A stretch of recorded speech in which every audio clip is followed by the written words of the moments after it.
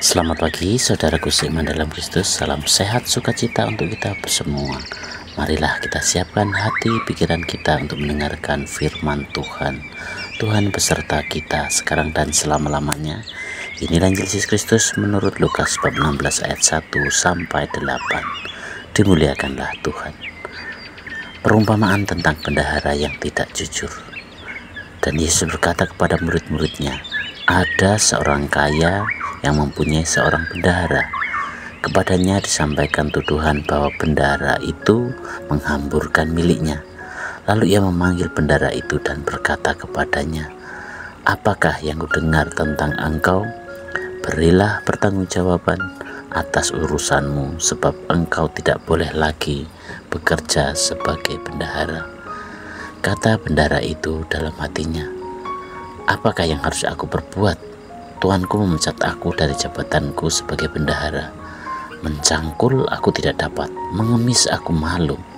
Aku tahu apa yang akan aku perbuat, supaya apabila aku dipecat dan dari jabatanku sebagai bendahara, ada orang yang akan menampung aku di rumah mereka. Lalu ia memanggil seorang demi seorang yang berhutang kepada tuannya. Katanya kepada yang pertama, berapakah hutangmu kepada tuanku? Jawab orang itu, 100 tempayan minyak.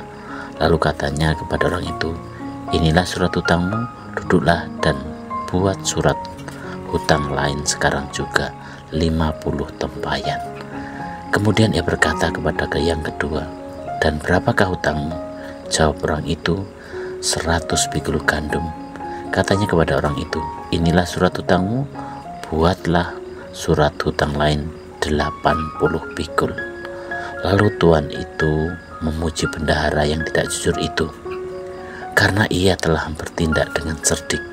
Sebab anak-anak dunia ini lebih cerdik terhadap sesamanya daripada anak-anak terang. Demikianlah sabda Tuhan, terpujilah Kristus. Selamat pagi saudara seiman dalam Kristus. Melalui bacaan Injil hari ini mengisahkan tentang seorang bendahara yang tidak jujur. Ketika dia tahu akan dipecat, dia berpikir cepat, bagaimana caranya agar orang-orang tetap menerima dia dengan baik setelah dia kehilangan pekerjaannya. Maka dia memberikan keringanan hutang kepada mereka yang berhutang pada tuannya, dengan harapan mereka nanti akan menolongnya. Sekilas tindakan bendahara ini tampak licik dan penuh perhitungan. Namun Yesus justru memuji kecerdikannya, bukan karena ketidakjujurannya, tetapi karena kebijaksanaan dan usahanya untuk berpikir ke depan. Apa makna cerita ini bagi kita?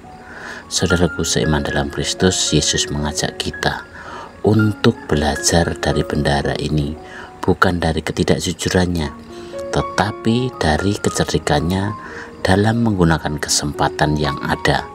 Di sini Yesus mengingatkan kita untuk bijaksana dan cerdas dalam memanfaatkan berkat-berkat Tuhan, waktu, bakat, dan harta yang kita miliki, agar semuanya bisa digunakan untuk kebaikan dan kemuliaan Tuhan.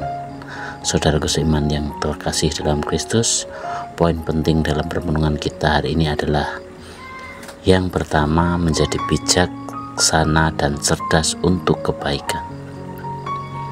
Kita diajak untuk berpikir bagaimana segala yang kita punya bisa menjadi alat untuk mengasihi Tuhan dan sesama. Apakah kita menggunakan berkat yang ada dengan bijaksana? Mari kita renungkan, apakah harta, waktu, atau bakat yang kita miliki sudah membawa kebaikan bagi orang lain? Yang kedua adalah memandang masa depan dengan iman. Bendahara itu berpikir ke depan, bagaimana kelangsungan hidupnya. Kita pun diajak untuk memandang masa depan kita bersama Tuhan.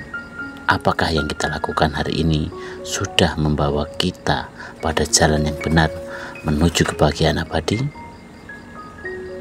Yang ketiga adalah menggunakan berkat Tuhan dengan penuh tanggung jawab. Setiap berkat yang kita miliki adalah kepercayaan dari Tuhan. Menggunakannya dengan cerdas berarti kita bertanggung jawab atasnya.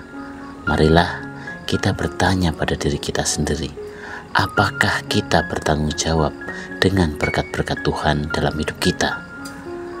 Sebagai refleksi untuk kita bersama, mari kita renungkan apakah kita sudah bijak dan bertanggung jawab dalam menggunakan berkat Tuhan.